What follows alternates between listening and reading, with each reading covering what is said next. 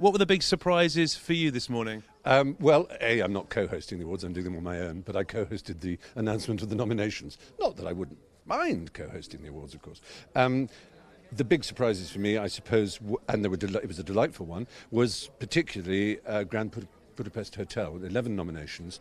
And the reason I'm surprised is not because it isn't a wonderful film. It is. It's a magnificent film, beautifully shot, magnificently performed, wonderfully directed. It's that it was released so long ago.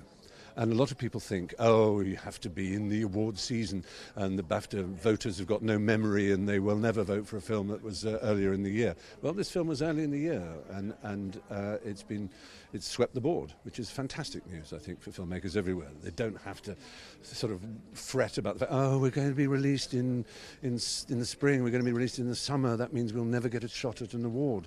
That's no longer true. If it ever was. So I'm delighted about that. I'm delighted that so many British actors and actresses have been really well represented. Imelda Staunton for Pride and Rosamund Pike for her amazing performance in Gone Girl. I'm delighted too at the American winners. I thought Foxcatcher and Birdman were both marvellous films, as was Nightcrawler. Jake Gyllenhaal's performance is fantastic. And in Birdman, not just the wonderful Michael Keaton, but also Emma Stone and Mark Ruffalo, who were superb in it. So really, I'm thrilled. And obviously, Benedict Cumberbatch and Eddie Redmayne, who weren't that much of a surprise, perhaps, but that shouldn't take away from how wonderful their performances were. Yeah, some really special actors and actresses mentioned here. You have had a long association with the awards. I guess you must also look and see their influence kind of growing on the other award ceremonies across the pond, the Oscars, the Golden Globes. Does it seem to be asserting itself more in terms of a verifiable way of seeing who's going to do well? Well, I'll tell you what it is. When I started, my very first BAFTA Awards was the first time that BAFTA moved the film ceremony away from a post-Oscar slot to a pre-Oscar slot. And it was also the first time, hard to believe, that they split the television and film awards. So it was just film. And that was all the difference. It meant, firstly, that because it was pre-Oscars, it meant that a lot of American talent, and let's not be afraid of the vulgarity of wanting American talent here at our awards.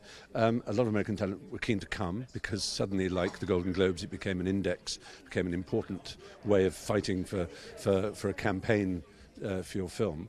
And so it grew in dignity because without television, I love television, obviously, I owe everything to it, but you know it's a more rumbustious, vulgar thing, the television awards, and I love them, but don't get me wrong. But the film then could be its own creature and reflect film and be more international and so on, and that's been a huge success. You're hosting them. You're going to be heavily involved on the day itself. Are you allowed to have a favourite? I mean, imagine you've watched most, if not all of them. Can you say which one you hope does well, or who you're particularly pleased about, or which one you think is just the best film? Well, what I tend to do is try and sort of in a scattergun way praise everything, which of course is greasy and pointless, and nobody believes me. I don't think it's right for me to big up a particular film, but what I will often do is praise a small film that I particularly enjoyed or had a particular effect on me. So I'm thrilled, for example, in the Best British Film category at 71, and especially Under the Skin, which was a very extraordinary film with Scarlett Johansson, directed by Jonathan Glazer. Most unusual and very, very achieved, very beautifully directed and wonderful cinematography, amazing soundscape. Everything about it was unusual and different and low budget and yet brilliantly cinematic. And so I'm very happy to praise that above more obvious ones because it needs the attention, I think.